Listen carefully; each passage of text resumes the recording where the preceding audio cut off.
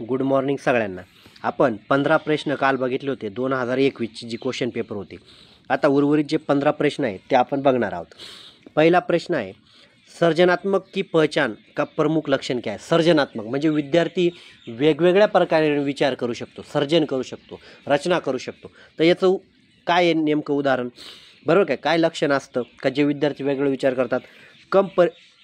कम परिज्ञानता आणि बोधगम्यता हे तर येणार नाही, कारण रचनात्मक विद्यार्थी पाहिजे। काय आपसारी चिंतन, आपसारी चिंतन म्हणजे काय म्हटले, सर्जनात्मक चिंतनाला प्रमुख लक्षण काय का आपसारी। आपसारी म्हणजे वेगवेगळ्या बाजूने विचार करेल, एकाच समस्याचे वेगवेगळे मार्ग शोधण्यासाठी तो विद्यार्थी विचार करत राहील, हे त्या सर्जनात्मकचं मुख्य लक्षण आहे। अतिसक्रियता, अतिसक्रियता म्हणजे फक्त तुम्हाला लक्षच देऊन चालेल का, फक्त लक्ष। सर्जनात्मक विद्यार्थ्याला फक्त लक्षच देऊन चालणार नाही, तर त्याने काय केलं पाहिजे, स्वतःच्या कल्पना पण मांडल्या पाहिजे, विचार पण केला पाहिजे, म्हणजे हे पण येणार नाही। आणि असतर्कता तर हे अजिबात येणार नाही, म्हणजे अपसारी म्हणजे काय, तो सर्जनशील विद्यार्थी असेल। प्रश्न आहे 17वा, तुम्ही जेवढं समजून घेणार तेवढाच तुम्हाला फायदा होतो। आणि सगळ्यात महत्त्वाचं, प्रश्न परत कधीच रिपीट होत नाही, कारण टॉपिकनुसार काय करतात, प्रश्न बदलत जातात, फक्त तो टॉपिक तुम्हाला माहीत पाहिजे। विविध पृष्ठभूमि के अधिगमकर्ताओं को संबोधित करने के लिए एक अध्यापक को, म्हणजे विविध पृष्ठभूमी म्हणजे वेगवेगळ्या समाजातून वेगवेगळ्या जागेवरून विद्यार्थी येतात आणि त्या संबोधित करण्यासाठी अध्यापकला काय करायला पाहिजे। पहिला ऑप्शन काय म्हटलंय, विविधता संबंधी मुद्दों पर बातचीत टाळली चाहिए। म्हणजे जर विविधता असेल, आता समजा एखाद्या संस्कृतीमध्ये एखादं काही पालन केलं असेल किंवा त्यांच्याकडे वेगळं असेल, तर मग तुम्ही काय म्हणणार, नाही बाबा हे काही सांगू नको, असाच शिक्षक चालेल का त्यांना, अजिबात चालणार नाही। विविध विन्यास उदाहरण लेणे चाहिए। बघा म्हणजे विविधकडून काय केले पाहिजे, म्हणजे विविध संस्कृतीकडून काय घेतले पाहिजे, उदाहरणं घेतली पाहिजे। प्रत्येक संस्कृतीमध्ये काय चांगलं आहे हे पण विद्यार्थ्यांना सांगितलं पाहिजे, हे चांगलं आहे, पॉझिटिव्ह आहे, एक अध्यापक को। तिसरं काय म्हटलंय, सभी के लिए मानकीकृत आकलनों का इस्तेमाल करायचा आहे, म्हणजे सगळ्यांसाठी एकच परीक्षा, सगळ्यांनी लेखी तर लेखीच लिहा, असं चालणार नाही ना। आता एखादा विद्यार्थीला बोलता येत नाही, त्याच्यासाठी तुम्ही जर भाषणच करायला लावलं तरच तुला मार्क देईल, चालणार का, तोंडी नाही घेता येणार, तोंडी तुम्हाला लिखाणकाममधून त्याचं घ्यावं लागेल। एखाद्याला लिखाणकाम चांगलं जमत नाही, त्याला बोलू द्या, म्हणजे काय सगळीकडे मानकीकृत तुम्ही लावू शकत नाही। चौथा काय म्हटलंय, ऐसे कथनों का इस्तेमाल करना चाहिए जो नकारात्मक रूढ़िबद्ध धारणाओं को मजबूत करे, म्हणजे तुम्ही शिक्षक म्हणून असं कथन करा का जे नकारात्मक आहे ना, म्हणजे एखाद्या समाजात खरंच चुकीचीच प्रथा आहे, चुकीची प्रथा आहे, आणि तुम्ही काय करा त्याच्यावरच कथन करा, अशीच प्रथा पाळली पाहिजे प्रत्येकाने, म्हणजे चुकीचं आहे तर चुकीचं म्हणा ना, पण नकारात्मक रूढीबद्ध धारणा जर त्यांची पक्की करण्यासाठी तुम्ही करणार तर म्हणजे चुकीचं तुम्ही मार्गदर्शन करताय, म्हणजे हे पण ऑप्शन येणार। ऑप्शन 2 आहे याचं उत्तर का, कारण विविध विन्यास म्हणजे वेगवेगळे उदाहरणं त्यांना दिली पाहिजे। प्रश्न 18वा बघा, म्हणजे समजून घेण्यावरच भर दिला तरच हा पेपर निघतो, नाहीतर हा पेपर पाठांतराने निघत नाही।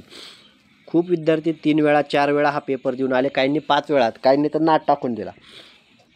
आता प्रश्न 18वा, समस्या समाधान क्षमताओं को किस प्रकार सुसाध्य किया जाता है, म्हणजे एखादी समस्या सोडवण्यासाठी क्षमताओं को किस प्रकार सुसाधित किया जाता है, म्हणजे ती समस्या सोडवण्यासाठी काय केलं पाहिजे।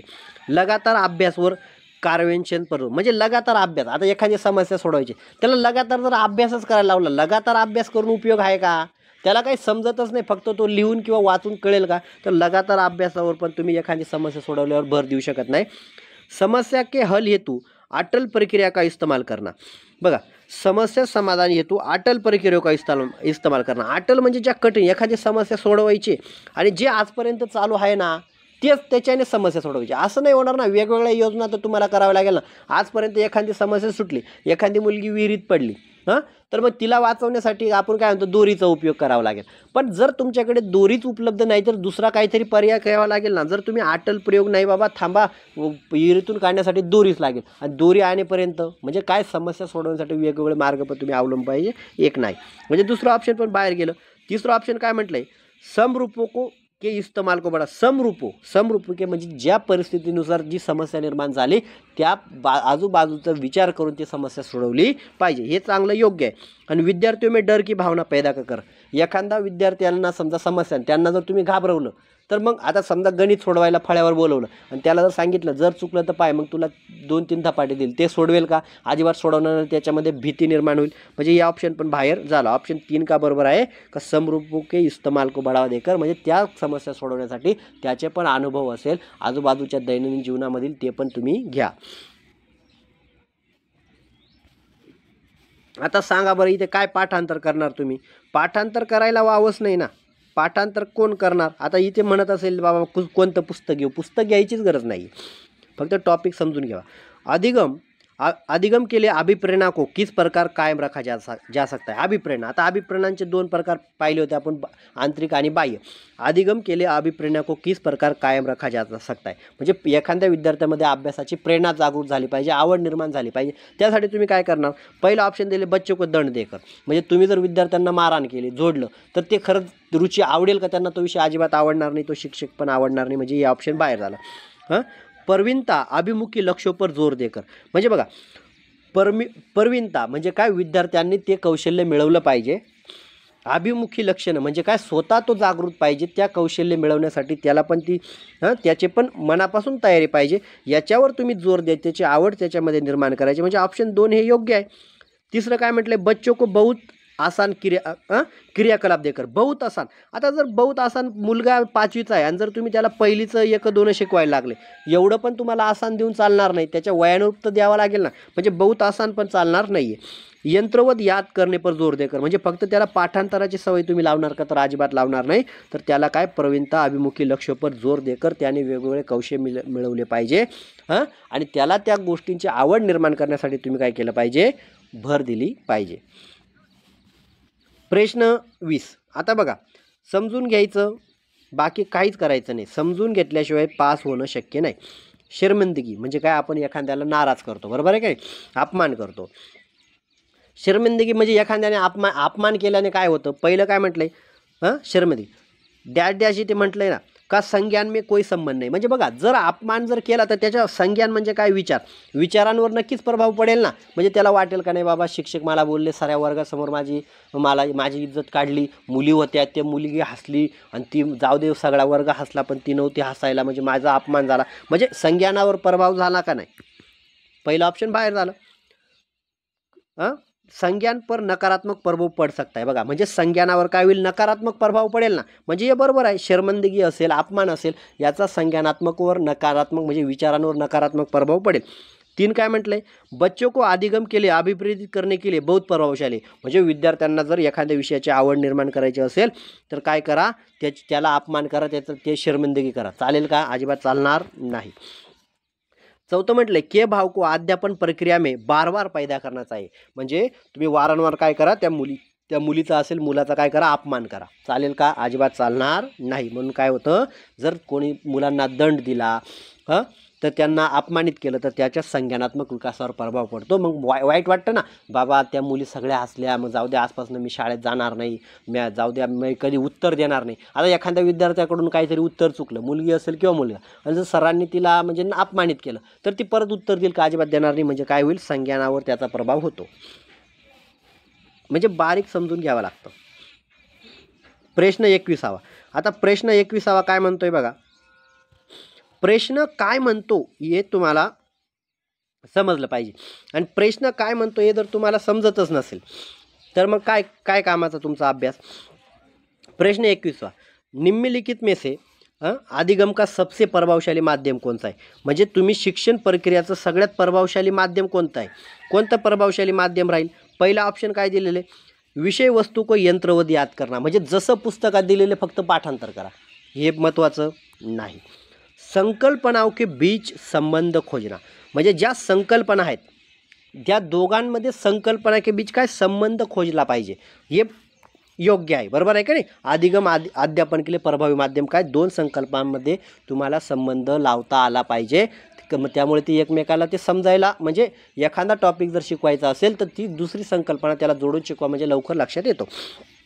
तिसरं काय म्हटलंय? बिना विश्लेषण के अवलोकन करना, म्हणजे बिना विश्लेषणचं. आता अवलोकन करणं हे चांगलं आहे, पण इथे काय म्हटलं आहे बिना विश्लेषण की. विश्लेषण पण चांगलं आहे, पण इथे काय म्हटलं बिना विश्लेषण, म्हणजे एखाद्या गोष्टीचं विश्लेषण करायचं नाही आणि त्यांना काय करायचं फक्त निरीक्षण करा. अरे पण त्यांना तुम्ही सांगा ना. आता उदाहरणार्थ एखादं झाड आहे आणि त्या झाडाखाली विद्यार्थ्यांना तुम्ही बसवलं, पण तुम्हाला नक्की विद्यार्थ्यांना कशाचं वर्णन करायचं आहे, तर झाडांच्या पानांचं, फळांचं, फुलांचं, हे जर तुम्ही त्यांना सांगितलंच नाही, नेमकं ते अवलोकन कशाचं करतील. म्हणजे काय झालं, हे पण बाहेर झालं. अनुकरणवर नकलवर दोहराव, म्हणजे फक्त विद्यार्थ्यांना अनुकरण करायला लावलं, तर हे पण योग्य नाही आहे. ऑप्शन 2 हे याचं उत्तर आहे. प्रश्न 22वा. प्रश्न 22वा काय म्हणतोय बघा.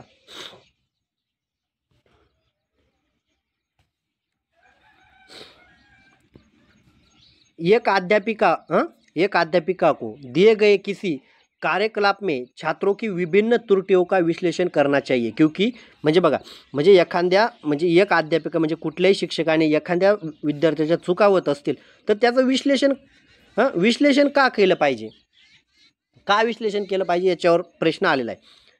इसके आधार पर वो दंड की मात्रा निर्धारित कर, म्हणजे जर तो चुकतोय ना, मग याला विश्लेषण केलं ना, मग आता याला किती मारावं यासाठी तुम्ही विश्लेषण करणार का, अजिबात नाही. त्रुटियों की समझ अध्यापन अधिगम के लिए प्रक्रिया के लिए अर्थपूर्ण है, म्हणजे विद्यार्थ्याच्या चुका होत आहे तर का होत आहे, काय विद्यार्थी नापास होत आहे. आता सीटेटचा अभ्यास हिंदीमध्ये खूप सारे विद्यार्थी नापास होते. मग मला कळालं की हे भाषा हिंदीमध्ये असल्यामुळे, तो टॉपिक हिंदीमुळे असल्यामुळे तो समजत नाही. म्हणजे तुमच्या चुकांकडे मी विश्लेषण केलं आणि त्या विश्लेषणातून काय होतं, अध्यापन अधिगम प्रक्रिया अर्थपूर्ण माझी झाली, म्हणजे तुम्हाला पण ते समजायला योग्य झालं. यासाठी विश्लेषण केलं पाहिजे. तिसरं काय म्हटलंय, इसके आधार पर वो ज़्यादा त्रुटियां करने वाले छात्रों को अलग कर सके, म्हणजे जे विद्यार्थी जास्त चुका करतात ना त्यांना काय करायचं, वेगळं करून टाकायचं. हे बरोबर आहे का, अजिबात बरोबर नाही आहे. आणि चौथा ऑप्शन काय म्हटलंय बघा, अधिगम केवळ त्रुटियों में शोधन पर निर्भर आहे, म्हणजे फक्त तुम्हाला जर शिकवायचं असेल तर फक्त विद्यार्थ्यांच्या चुकाच काढत चाला, याला पण महत्त्व नाही. म्हणून काय ऑप्शन 2 हे याचं उत्तर काय आहे का, जर तुम्ही विद्यार्थ्यांच्या चुकांचं विश्लेषण जर केलं, विश्लेषण करण्यातून काय करू शकतात तुम्ही, अध्यापन प्रक्रियामध्ये पण काय करू शकतात, बदल करू शकतात. माझं कुठे चुकतंय आणि काय चुकल्यामुळे विद्यार्थ्यांना तो टॉपिक समजत नाही. आता विद्यार्थ्याला समजा तुम्ही गणित, आता उदाहरणार्थ इंग्रजी 1 2 3 4 याप्रमाणे तुम्ही शिकवताय, पण त्या विद्यार्थ्याला नाही जमत. मग तुम्हाला समजलं पाहिजे, नाही बाबा मराठी मीडियम त्याला 1 2 समजतात, मग तुम्ही 1 2चा वापर करून म्हणजे तुमच्यासाठी अध्यापन करण्यासाठी ते योग्य आहे. यासाठी विश्लेषण केलं पाहिजे. प्रश्न 23वा. आता प्रश्न 23वा काय म्हणतोय बघा,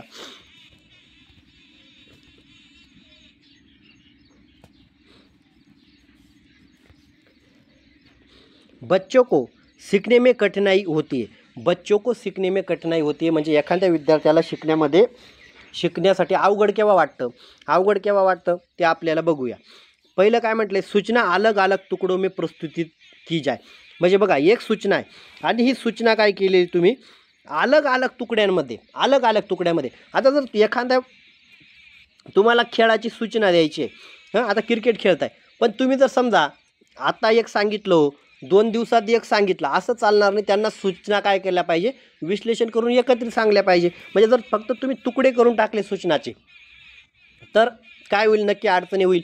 म्हणजे तुम्ही बघा गणित शिकवताय, तुम्ही विद्यार्थ्यांना वजाबाकी शिकवताय किंवा बेरीज शिकवताय, आज फक्त तुम्ही वर 2 लिहायला शिकवला, उद्या तुम्ही त्याच्या खाली लिहायला शिकवलं, मग परवा तुम्ही उत्तर काढायला शिकवणार, मग हातच्या काढायला शिकवणार. असे तुकडे करून चालणार का, एवढे तुकडे करून नाही चालणार. तर ते एकमेकाला जोडून शिकवावे लागतील. म्हणजे पहिला ऑप्शन काय, हेच त्याचं उत्तर आहे. कारण कठीणाई केव्हा महसूस होईल का, ती एखादी सूचना तुम्ही जर तोडून जर शिकवली तर त्याच्याने पण कठीणाई निर्माण होते. व आंतरिक रूप से अभिप्रेरित हो, आता स्वतःहून जर तयारीत असेल आंतरिक तर ते चांगलंच आहे ना. म्हणजे आपल्याला कठीणाई काय महसूस होते, म्हणजे योग्य आहे. आपल्याला निगेटिव्ह विचारलेलं होतं. अधिगम सामाजिक संदर्भ से हो, म्हणजे सामाजिक संदर्भातून अधिगम झाला तर ते पण चांगलं आहे. विषय वस्तू को बहुरूपों में प्रस्तुत किया जाए, म्हणजे एखादा घटक असेल, एखादा विषय असेल, त्याचे वेगवेगळे रूप जर तुम्ही समजवले, हे पण चांगलं आहे. म्हणजे हे 3 ऑप्शन चांगलं आहे. आपल्याला विचारलेलं होतं कठीणाई महसूस, म्हणजे निगेटिव्ह काढायचं होतं, तर निगेटिव्ह होतं ऑप्शन 1. प्रश्न 24वा. आता प्रश्न 24वा काय म्हणतोय बघा,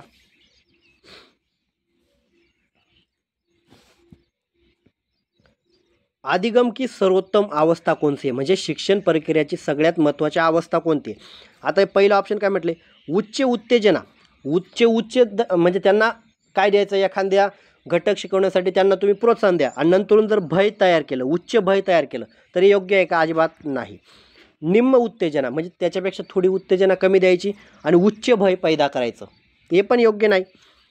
त्याच्यानंतर तिसरं ऑप्शन काय म्हटलंय, संतुलित उत्तेजना. संतुलित म्हणजे त्यांच्या वयानुरूपच ती उत्तेजना द्यायची का 5वीच्या मुलाला सांगायचं तू डायरेक्ट सायंटिस्ट होऊन जाशील लगेच असं नाही चालणार. संतुलित त्याच्या वयानुरूप तुम्ही उत्तेजना द्या आणि कुठलीही भीती त्याच्यावर बाळगू नका, म्हणजे हे योग्य आहे.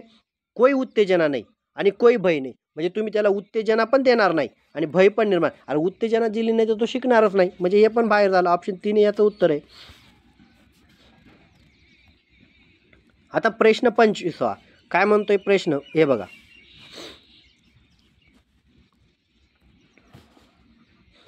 अधिगम का संरचनात्मक विचार ये सुझाव देता है कि ज्ञान की संरचना में डैश डैश. अधिगम की संरचनात्मक विचार ये सुझाव देता है कि ज्ञान की संरचना में. पहिला ऑप्शन काय, बच्चों की कोई भूमिका नाही होती. आता ज्ञान जर मिळवायचं असेल तर मुलांची पण भूमिका महत्त्वाची आहे ना, का फक्त शिक्षकाचीच भूमिका महत्त्वाची आहे, म्हणजे पहिला ऑप्शन तर बाहेर झाला. दुसरं ऑप्शन काय म्हटले, बच्चे पूर्ण रूप से वयस्कों पर निर्भर होते, म्हणजे मुलं काय करतात, सगळे जे मोठे माणसं असतात त्याच्यावर निर्भर असतात. असं नाही ना, स्वतः पण काहीतरी करू शकतात. कारण जीन प्याजे काय होते, बच्चे नन्हे वैज्ञानिक होते हे. मग वयस्क पण कुठे पूर्णपणे निर्भर आहेत, थोडेफार असतात पण पूर्णपणे नाही, हे पण बाहेर झालं. बच्चे सक्रिय भूमिका निभाते. बघा कोण म्हटलं होतं, जीन प्याजे, बच्चे सक्रिय भूमिका निभाते हैं. बच्चे पूर्ण रूप से पाठ्यपुस्तक पर निर्भर होते, म्हणजे मुलं केव्हा शिकतात, फक्त पाठ्यपुस्तक राहिले तरच शिकतील, अजिबात नाही. पाठ्यपुस्तक जरी उपलब्ध नसेल तर ते समाजातून पण शिकून जातात. कोण म्हणतो, लेवाईगोस्की पण म्हणतोय ना. म्हणजे काय, बच्चे सक्रिय रूप से भूमिका निभाते हे याचं उत्तर आहे. संरचना, ज्ञान की संरचना में बच्चे सक्रिय रूप से भूमिका निभाते हैं. प्रश्न 26. आता प्रश्न 26 काय म्हणतोय बघा, अधिगम के लिए निम्न में से कौन सी धारणा उपयुक्त आहे. म्हणजे अधिगम म्हणजे शिक्षण प्रक्रियामध्ये कोणती धारणा उपयुक्त आहे, जे निगेटिव्ह आहे. असफलता अनियंत्रित, असफलता तर योग्यच नाही. प्रयासों से कोई फरक नाही पडता. आता प्रयास जर केले तर फरक पडेलच ना. एखादी घटना जर तुम्हाला येत नाही, एखादं गणित तुम्हाला येत नाही आणि वारंवार प्रयत्न केले तर यायला लागेल, म्हणजे प्रभाव तर पडेल. योग्यता अटल म्हणजे तुम्ही डायरेक्ट असंच देणार का याचं उत्तर बरोबर आलं तरच हा विद्यार्थी हुशार आहे असं तुम्ही म्हणून चालणार नाही. योग्यता अटल सगळ्यांसाठी एक मानू शकत नाही. पहिला ऑप्शन काय म्हटलंय, योग्यता व सुधार्य म्हणजे त्याची योग्यता आणि त्याच्यामध्ये त्याने दिवसेंदिवस बदल पण करत आला पाहिजे. जरी चुकत असेल तरी त्याचं एक दिवस ते बरोबर येईल, यावर तुमचं लक्ष पाहिजे. प्रश्न 27. आता प्रश्न 27 काय म्हणतोय, निम्न में से कौन सी परिपाटी विद्यार्थियों में संकल्पनात्मक समझ को बढ़ोतरी करने में सहायक आहे. म्हणजे यापैकी विद्यार्थ्यांची संकल्पना समज डेव्हलप करण्यासाठी, बढोतरी करण्यासाठी कोणतं सहाय्यक आहे. पहिलं ऑप्शन काय म्हटले, स्पर्धा आधारित. स्पर्धा तर लावू नये, हे तर पहिलं, म्हणजे हे तर बाहेरच झालं. पाठ्यपुस्तक केंद्रित शिक्षणशास्त्र अजिबात नाही, विद्यार्थी केंद्रित पाहिजे होतं, पण इथे पाठ्यपुस्तक केंद्रित, बाहेर झालं. वारंवार परीक्षा म्हणजे फक्त परीक्षाच घेत राहा, हे पण योग्य नाही. तर काय होईल, संकल्पना समज को बढोतरी काय देईल, तर अन्वेषण आणि संवाद, निरीक्षण आणि त्यांच्यामध्ये चर्चा रंगल्या पाहिजे, तेव्हा ते संकल्पना समज को बढ़ावा देगी. आता आला लेवाईगोस्कीचा प्रश्न. आता लेवाईगोस्कीचा हा प्रश्न, आता लेवाईगोस्कीने काय सांगितलं होतं, एक कार्य के दौरान सायना स्वयं से बात करती है. आता स्वयं से बात करती है वह कार्य पर किस प्रकार प्रगति कर सकती है. लेवाईगोस्की के भाषा चिंतन सोच के बारे में दिए गए विचारों के अनुसार इस तरह का व्यक्तिगत वाक्य काय. आता तुम्ही वाचलं असेल, काय असेल, याला म्हटलं जातं स्वयं नियमित आत्मवाक असं म्हटलं जातं. म्हणजे विद्यार्थी ज्या वेळेला स्वतःशीच बोलतो, स्वयंनियमन किंवा आत्मवाक म्हटलं जातं. आता प्रश्न 29. आता प्रश्न 29 हा तुमच्यासाठी आणि 30वा प्रश्न पण हा तुमच्यासाठी देतो. मूल्यांकन पद्धतियों का लक्ष्य होना चाहिए. आता मूल्यांकन कसं करणार, याचं उत्तर तुम्ही द्यायचं. याचं उत्तर काय येईल हे तुम्ही आता हा प्रश्न वाचायचा, स्टॉप करून वाचून घ्यायचा आणि याचं उत्तर कमेंट बॉक्समध्ये जो व्हिडिओचा असतो त्याच्यामध्ये तुमचे उत्तर लिहा आणि तुमचा स्कोर किती येतो. आता उदाहरणार्थ तुम्ही समजा आता 15 प्रश्न बघितले, 15पैकी तुमचाच किती स्कोर आला इथे टाकत चाला, म्हणजे मला कळेल तुम्हाला किती. आणि माझं उत्तर देण्याच्या आधी तुम्ही वहीवर तुमचं उत्तर देऊन घ्या, मग तुम्हाला समजेल का मी का चुकलो आणि हेच का बरोबर आहे, म्हणजे तुम्हाला त्याच्यातून मार्ग आहे. आणि हा 30वा प्रश्न पण तुम्हालाच आहे. हे 2 प्रश्न तुम्ही उत्तर द्या. या 2 प्रश्नाची उत्तरं काय आहेत हे तुमच्याकडून अपेक्षा आहेत. का तुम्हाला फक्त माझे व्हिडिओ बघूनच नाही चालणार, तर तुम्हाला पण काही उत्तर स्वतःहून देण्याची तयारी पाहिजे, कारण पेपराला का मी तिथे नसेल ना. तुम्हाला स्वतःहून उत्तरं काढायला शिका. आणि एवढंच, असे व्हिडिओ काळजीपूर्वक बघा, स्पष्टीकरण जास्तच बघा. जिथे स्पष्टीकरण मिळत नसेल, कुठलाही चॅनल असेल स्पष्टीकरण मिळत नसेल तर बघूच नका. कारण जर तुम्हाला 3 का चुकीचे आहेत हेच जर कळत नसेल तर तुमचं बरोबर येईल का, अजिबात येणार नाही.